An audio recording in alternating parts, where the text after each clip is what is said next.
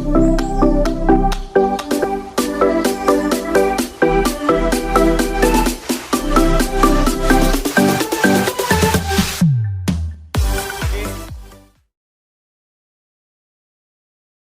का lecture start करते हैं। एक शॉर्ट रिवीजन है कि अभी तक हमने क्या पढ़ा है। अभी तक हमने यूनिट फर्स्ट है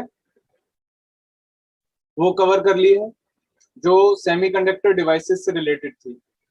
semiconductor devices clear. Unit second ये हम लोग कवर कर चुके हैं। This is related to op-amp. Op-amp means operational amplifier. तो ये 2 यूनिट हम लोग कवर कर चुके हैं। आज हमारी थर्ड यूनिट स्टार्ट होगी और थर्ड यूनिट हमारी टाइमिंग सर्किट से रिलेटेड है। ठीक है। Today's topic is RC timing circuit. RC timing circuit. अब आरसी टाइमिंग सर्किट को पढ़ने से पहले यहीं पर थोड़ा सा समझते हैं कि ये क्या चीज है। Timing circuits. टाइमिंग सर्किट्स क्या होते हैं। आपने कई सारे अप्लायंसेस ऐसे देखे होंगे जो टाइम पर डिपेंड करते हैं। किस पर डिपेंड करते हैं? टाइम पर डिपेंड करते हैं।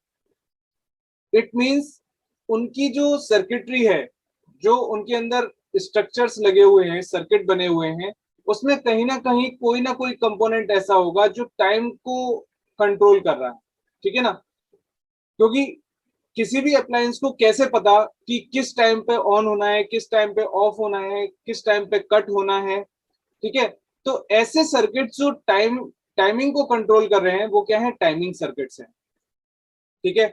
किसी भी अप्लायंस में, किसी भी डिवाइस में। लेकिन अब ये टर्म आ रहा है R and C. R C, what is R and what is C? R is resistor and C is for capacitor. तो रजिस्टर एंड कैपेसिटर, इन दोनों का यूज करके भी हम टाइमिंग सर्किट बना सकते हैं। तो सबसे पहला टॉपिक यूनिट थर्ड में हमारा है आरसी टाइमिंग सर्किट, जिसमें हम रजिस्टर और कैपेसिटर का यूज करके एक टाइमिंग सर्किट बनाएंगे। क्लियर। चलिए स्टार्ट करते हैं। सबसे पहले बात करते हैं टाइमिंग सर्किट्स की। Timing circuits are used in a wide variety of applications. आप देख लीजिए कि किसी भी एरिया में अगर आप किसी भी एप्लीकेशन की बात करेंगे तो उस पूरे एप्लीकेशन में कहीं ना कहीं टाइमिंग सर्किट्स यूज जरूर हो रहे होंगे। चाहे हम शॉर्ट डिले की बात करें, शॉर्ट टाइम डिले मतलब जो नैनो सेकंड्स के लिए डिले है उसकी बात करें, उस केस में भी हम टाइमिंग सर्किट्स यूज करते हैं। जिनका यूज हम कहाँ करते हैं? डिजिटल सर्किटरी में करते हैं, कंप्यूटर्स में करते हैं। लेकिन अगर हम लॉन्ग पीरियड्स की बात करें, जैसे 1 आवर, 2 आवर या 24 आवर्स, इस तरीके के अगर टाइम पीरियड्स भी हमें चाहिए, टाइमिंग सर्किट्स चाहिए, तो भी हम उनका यूज करते हैं। किसका? टाइमिंग सर्किट्स का। ये कहाँ यूज होते हैं? जैसे हाउस होल्ड एप्लायंसेस होते हैं, इंडस्ट्री प्रोसेसेस होती हैं, वहां पर इस तरीके के टाइमिंग सर्किट्स यूज होते हैं। यानी एक शॉर्ट टाइम डिले और एक लॉन्ग टाइम डिले। ठीक है। उन दोनों के लिए हम टाइमिंग सर्किट यूज करते हैं। Electronic timing circuit provide this function reliably and accurately. Reliable है और एक्यूरेसी के साथ ये इस फंक्शन को प्रोवाइड करता है विदाउट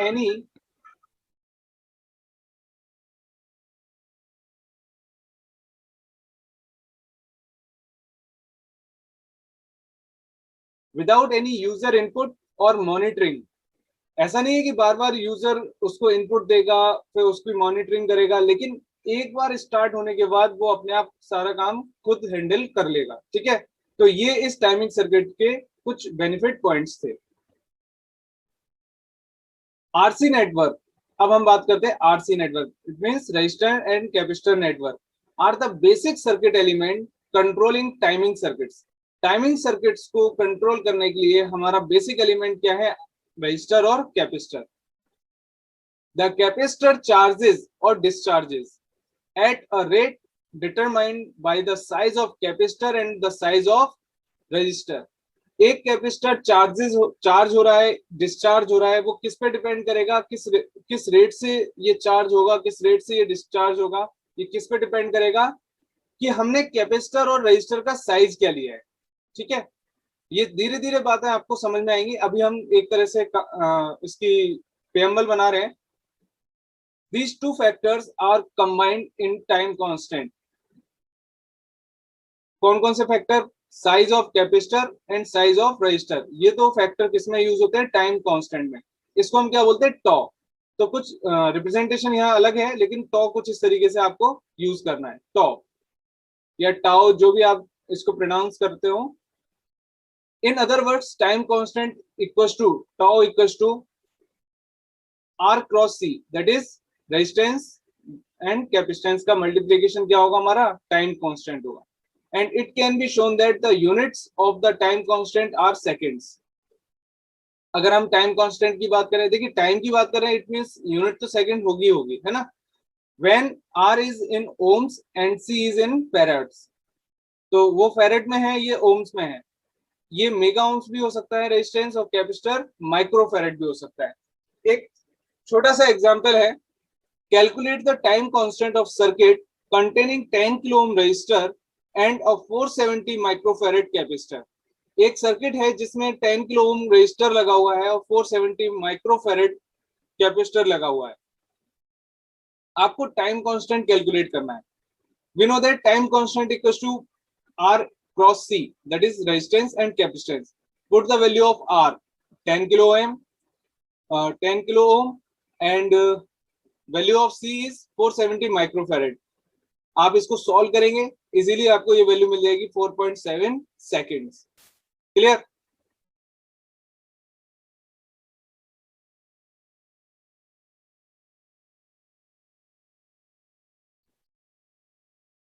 अब इंपॉर्टेंट बात क्या है कि कैपेसिटर जो यूज हो रहा है, जो एलिमेंट कैपेसिटर है, उसकी चार्जिंग और डिस्चार्जिंग को हमें समझना पड़ेगा। क्लियर? रीजन क्या है? क्योंकि इसी की चार्जिंग और डिस्चार्जिंग पर हमारे जो टाइम कांस्टेंट है वो डिपेंड कर रहे हैं। इसलिए एक अरेंजमेंट बनाया गया जिससे हम इसके चार्जिंग और डिस्चार्जिंग को समझते हैं। चलिए, यहां पर आपने सप्लाई दी है, that is V not.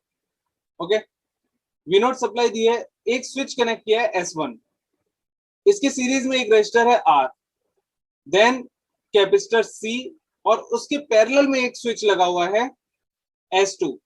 S1 switch ये है, S2 स्विच ये है। ये पुश टू ऑन स्विच है और ये ऑन ऑफ वाला स्विच है। क्लियर? और ये है ग्राउंड। इस अरेंजमेंट को हमने किस लिए यूज किया है? कैपेसिटर की चार्जिंग बिहेवियर को देखने के लिए यूज किया है। अब हमने एक जो कैपेसिटर यूज किया, मान लो अगर वो इनिशियली थोड़ा बहुत चार्ज है, तो हम इसको पहले डिस्चार्ज करेंगे। तो जो स्विच S2 है, इसको प्रेस करेंगे तो क्या होगा? ये कनेक्शन यहाँ पर बन जाएगा। अगर ये थोड़ा बहुत भी चार्ज होगा तो करंट यहाँ से फ्लो होकर इधर चला जाएगा और ये पूरी तरह से डिस्चार्ज हो जाएगा। ठीक है, हमें क्योंकि डिस्चार्ज कैपेसिटर चाहिए, देन उसके हम चार्जिंग बिहेवियर देखेंगे। अब हमने एक बार इसको डिस्चार्ज कर दिया, इनिशियली अगर इस पर कोई चार्ज भी होगा तो वो डिस्चार्ज हो गया। क्लियर? अब हमारा काम है कि इसको चार्ज करना। ऑलरेडी वी नॉट सप्लाई, ये इनपुट सप्लाई है, आउटपुट मत समझना, ये वी नॉट सप्लाई गिवन है। अब आपने क्या किया? जो S1 है इसको क्लोज किया। S1 क्लोज करते ही क्या होगा? ये वाला जो सर्किट है ये कंप्लीट होगा। क्लियर? ये वाला सर्किट कंप्लीट होगा। अब यहां से करंट फ्लो होना स्टार्ट करेगी। क्लियर? आर रेजिस्टेंस के थ्रू जाएगी, कैपेसिटर की तरफ जाएगी। अभी कैपेसिटर जो इनिशियली वो क्या है? जीरो है। कैपेसिटर पे वोल्टेज क्या है? जीरो है। जब कैपेसिटर चार्ज नहीं होता है तो वो as a short circuit behave करता है। कैसे बिहेव करता है? Short circuit. ठीक है, तो ये शॉर्ट सर्किट बिहेव करेगा तो ये पूरा सर्किट कंप्लीट हो जाएगा, ये पूरा सर्किट कंप्लीट हो जाएगा और करंट इजीली फ्लो हो जाएगी। इस रजिस्टर पे जो वोल्टेज ड्रॉप होगा, या हम कह सकते हैं इस रजिस्टर पे जो करंट फ्लो होगी, उसको कैसे कैलकुलेट करेंगे? उसको कैलकुलेट करेंगे I naught equal to V naught upon R. I naught equal to V naught upon R. V naught क्या है? जो आपने सप्लाई वोल्टेज दी है, यहाँ पर वी नॉट आपने सप्लाई वोल्टेज दी है, वो वी नॉट है। और आर क्या है? रजिस्टर आपने यूज किया है। तो करंट जो फ्लो हो रही है सर्किट में, वो हमने कैसे कैलकुलेट की? I naught equal to V naught upon R. और ये ऐसा इसलिए हुआ क्योंकि इनिशियली जो कैपेसिटर है वो टोटली डिस्चार्ज है ना, और वो as a short circuit behave कर रहा है। क्लियर। अब क्या होता है, धीरे धीरे ये करंट जब कंटिन्यूस फ्लो होता है तो कैपेसिटर होता है चार्ज होना स्टार्ट। तो वीसी की जो वैल्यू है, वोल्टेज अक्रॉस कैपेसिटर, वो इंक्रीज होना स्टार्ट कर देती है। धीरे धीरे ये इंक्रीज होना स्टार्ट कर देती है। जब ये इंक्रीज होना स्टार्ट कर देगी तो जो वोल्टेज यहाँ पर अभी इसको पूरा पूरा वी नॉट मिल रहा था, अब वो वोल्टेज क्या हो जाएगा, रजिस्टर पे वोल्टेज क्या हो जाएगा, वी नॉट माइनस वी सी। क्यों? क्योंकि अभी तक तो पूरा ड्रॉप जो हो रहा था वो इस रेजिस्टेंस के अक्रॉस हो रहा था, इसलिए हमें यहाँ पर वी नॉट मिलता।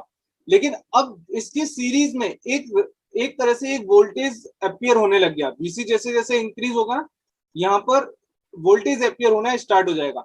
तो जो वोल्टेज ड्रॉप पूरा यहाँ हो रहा था अब वो थोड़ा सा डिक्रीज होना स्टार्ट हो जाएगा। क्यों? क्योंकि अब इन दोनों पे वोल्टेज ड्रॉप हो रहा है। तो जो रेजिस्टेंस वोल्टेज है वो क्या होगा, वी नॉट माइनस वीसी। और इसमें जो करंट पूरा फ्लो हो रहा था, जो आई पूरी तरह से फ्लो हो रहा था, ये भी डिक्रीज होना स्टार्ट कर देगा। रीजन क्या है डिक्रीज होने का? क्योंकि ये चार्जिंग होना स्टार्ट हो गई है, यानी इसमें अब रेजिस्टेंस शुरू हो गया। अगर इसमें रेजिस्टेंस शुरू हो गया तो इसमें जो इस पूरे सर्किट में करंट जो फ्लो हो रही थी वो इफेक्ट हो जाएगी। ठीक है।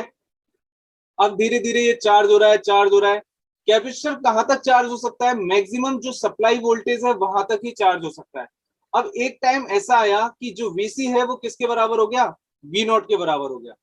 अब वीसी वी नॉट के बराबर हो गया तो उस केस में इस वोल्टेज ड्रॉप, जो रेजिस्टेंस के अक्रॉस वोल्टेज ड्रॉप है, उसकी वैल्यू क्या हो गई, जीरो।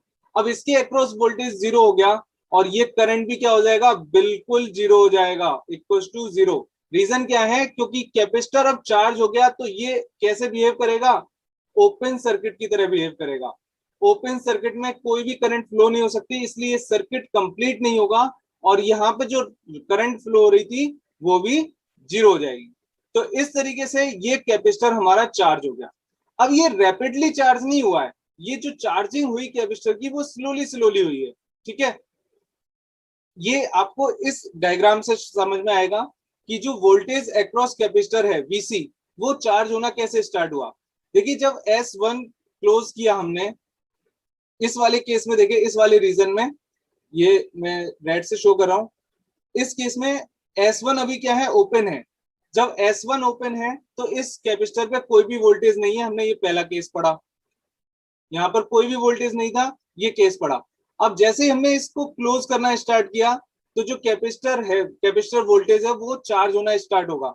ये दो केस में आपको यहाँ पर शो किया गया है इसकी चार्जिंग बिहेवियर। अगर रेजिस्टेंस की वैल्यू बहुत ज्यादा है तो ये बहुत स्लोली चार्ज होगा, और अगर रेजिस्टेंस छोटा है तो ये इजीली चार्ज हो जाएगा।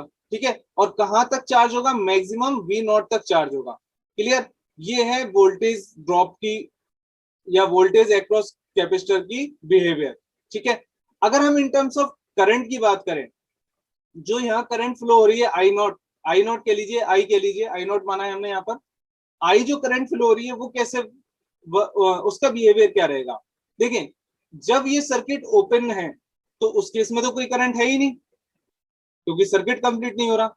और जैसे ही ये क्लोज होता है तो पूरी की पूरी करंट फ्लो होती है, क्योंकि उस टाइम जो कैपेसिटर है वो as a short circuit behave कर रहा है। तो शॉर्ट सर्किट बिहेव करने का मतलब यह है कि जो करंट आ रही है कि वो पूरी की पूरी करंट यहाँ पर चली जाएगी। ठीक है। तो हमें करंट पूरी मिल रही थी। लेकिन जैसे जैसे ये टाइम निकलता गया, जब कैपेसिटर चार्ज होता गया, तो उसके बाद से क्या हुआ, धीरे धीरे हमारा कैपेसिटर जो करंट है वो क्या हुआ, डिक्रीज होना स्टार्ट हो गई। ये करंट क्या होगी, डिक्रीज होना स्टार्ट हो गई।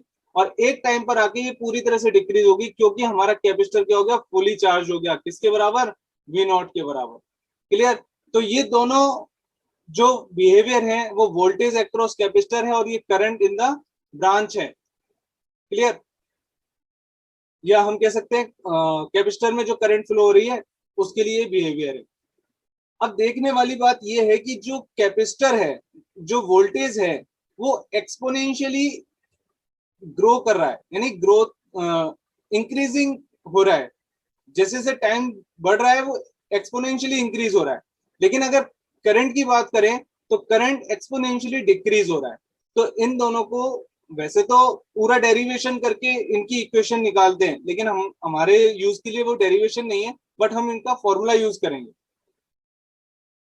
ओके, ये थ्योरी वही लिखी हुई है जो मैंने अभी आपको समझाई थी, आपके नोट्स के लिए जरूरी थी, इसलिए यहाँ दी हुई है। अब जो कैपेसिटर है वो क्या है, एक इंक्रीजिंग और कह सकते हैं एक्सपोनेंशियल ग्रोथ कर्व है, एक्सपोनेंशियल ग्रोथ कर्व है। ठीक है, तो इक्वेशन क्या होगी, VC equal to V naught into 1 minus e raise to power minus t, this is minus t upon RC। ये मैं यहाँ पर वापस लिख देता हूँ, माइनस टी अपॉन RC लिखा हुआ है, e raise to power.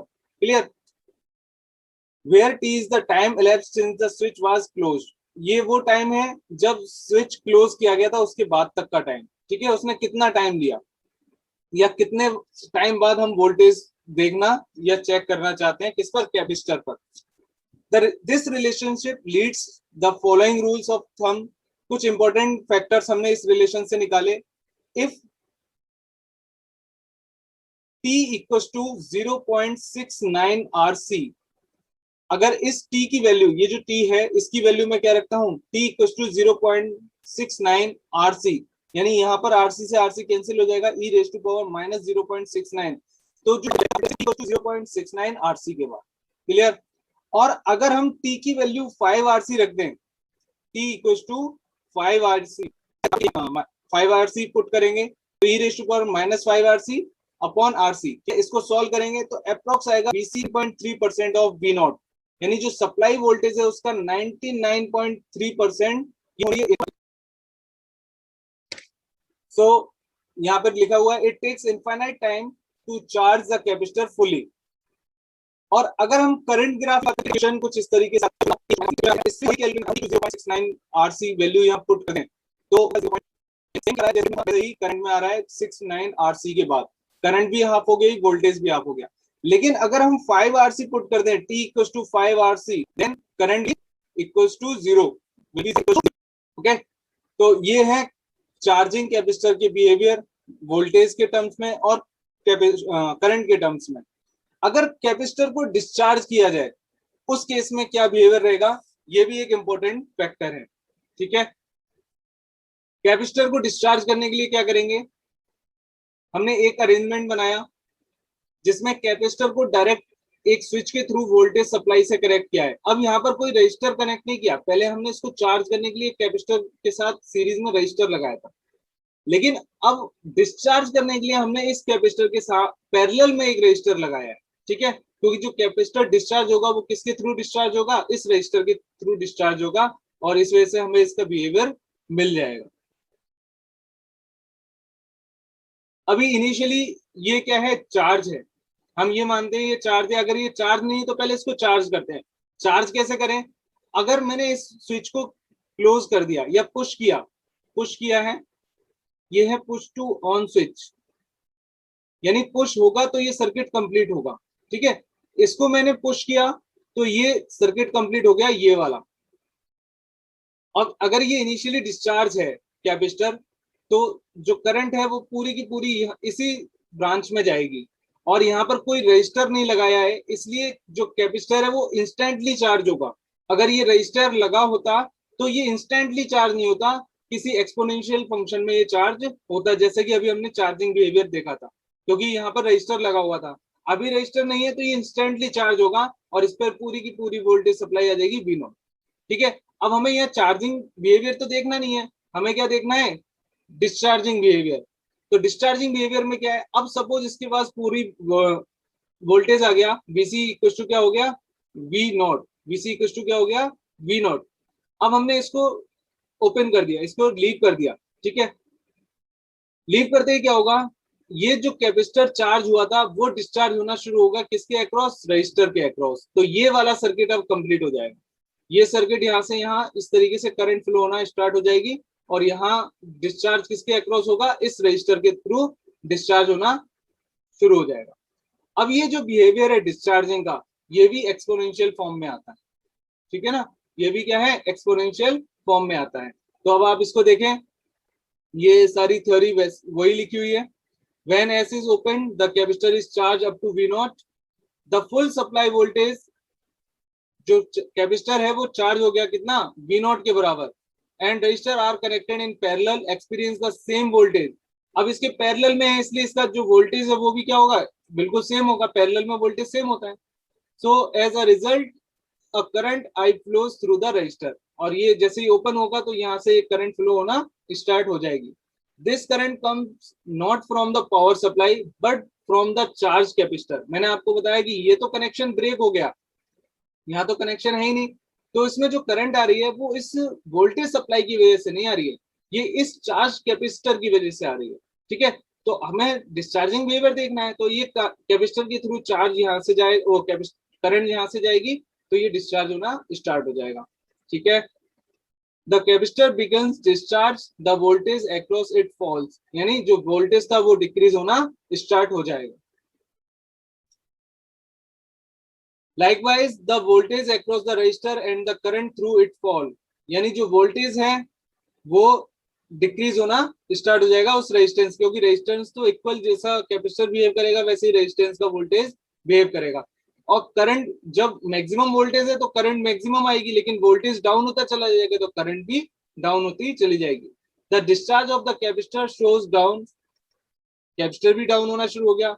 Eventually the capacitor is fully discharged, the voltage across it is zero। जैसे ही कैपेसिटर डिस्चार्ज हो जाएगा पूरी तरह से तो उसका वोल्टेज क्या हो जाएगा, जीरो। जब उसके वोल्टेज जीरो हो गया तो रेजिस्टेंस पर भी वोल्टेज क्या हो जाएगा, जीरो, करंट क्या हो जाएगी, जीरो। क्लियर, तो सारी चीजें वहां पर जीरो हो जाएंगी। तो इस केस में वोल्टेज और करंट दोनों ही डिके फंक्शन आएंगे, डिकेइंग फंक्शन है, देखिए दोनों ही एंड में क्या हो रहे हैं, जीरो हो रहे हैं, तो यहाँ पर भी दोनों डिके फंक्शन आ रहे हैं। ठीक है, अब हम बात करते हैं इस डायग्राम की, इस ग्राफ की बात करते हैं, ग्राफ कैसे आया। ये एस जो है अगर वो क्लोज है, एस क्लोज किया है, तो देखिए कैपेसिटर इंस्टेंटली चार्ज होगा, और वो कहां तक चार्ज होगा, वी नॉट तक। मैंने यही बात की थी कि अगर हम कैपेसिटर अगर डिस्चार्ज है तो उसको एक बार चार्ज तो करना पड़ेगा पूरा, तभी तो हम उसका डिस्चार्जिंग बिहेवियर देखेंगे। तो हमने स्विच एस को क्लोज किया और जो कैपेसिटर था वो इंस्टेंटली चार्ज हो गया, जबकि हमने अगर रजिस्टर के साथ अगर उसको चार्ज करते हैं तो वो एक एक्सपोनेंशियल ग्राफ बनाता है, लेकिन ये डायरेक्ट यूज किया गया था। अब फिर हमने क्या किया, उस स्विच को ओपन कर दिया, ओपन करते ही जो कैपेसिटर है वो रजिस्टर के थ्रू डिस्चार्ज होना स्टार्ट कर देता है, तो ये एक्सपोनेंशियल डिकेइंग फंक्शन आपको दिखने लगेगा। क्लियर, सिमिलरली करंट की बात करें तो जब करंट जब जो स्विच है एस वो क्लोज्ड है तो भी कोई करंट नहीं है। ठीक है, और जब स्विच ओपन किया तो भी कोई करंट नहीं है, क्योंकि करंट तो तब आएगी ना जब वोल्टेज जो कैपेसिटर के अक्रॉस है वो कंप्लीटली चार्ज हो जाएगा कैपेसिटर, तब वोल्टेज हमें मिलेगा, और उसके बाद जो करंट आएगी वो धीरे धीरे डिक्रीज होना स्टार्ट हो जाएगी। तो दोनों ही कर्व इस केस में, डिस्चार्जिंग वाले केस में दोनों ही कर्व क्या है, डिकेइंग कर्व है। क्लियर, तो यहाँ पर जो वोल्टेज इक्वेशन आएगी वो कुछ इस तरीके से आएगी। हमने करंट इक्वेशन भी देखी थी, करंट इक्वेशन भी सिमिलर यही यही आ रही थी, यहाँ पर बस आई लिखा हुआ था और यहाँ वी नॉट अपॉन आर लिखा हुआ था, क्योंकि वो डिकेइंग इक्वेशन थी, ये भी डिकेइंग इक्वेशन है। तो VC equals to V naught into e raise to power minus t upon R C. Clear, अब इस केस में हमने वापस से क्या किया, टी की वैल्यू 0.69 आरसी रख के पुट करके देखी, टी इक्वल्स टू 0.69 पुट की, वैल्यू क्या आई, Vc equals to half V naught. It means जब भी हम t की वैल्यू 0.69 आरसी पुट कर रहे हैं तो जो आउटपुट वोल्टेज या कैपेसिटर वोल्टेज है वो हाफ हो रहा है किसके, इनपुट सप्लाई के। ठीक है, दोनों ही केस में, और जो 5 आरसी है उसके बाद वो वोल्टेज जीरो के पास जा रहा है। क्लियर, सिमिलरली अगर करंट ग्राफ की बात करेंगे तो इसमें भी दोनों सेम रहेंगे, क्योंकि इक्वेशन दोनों के लिए यहाँ पर सेम आएगी। क्लियर, तो ये है आपके चार्जिंग कैपेसिटर और डिस्चार्जिंग कैपेसिटर का बिहेवियर। हम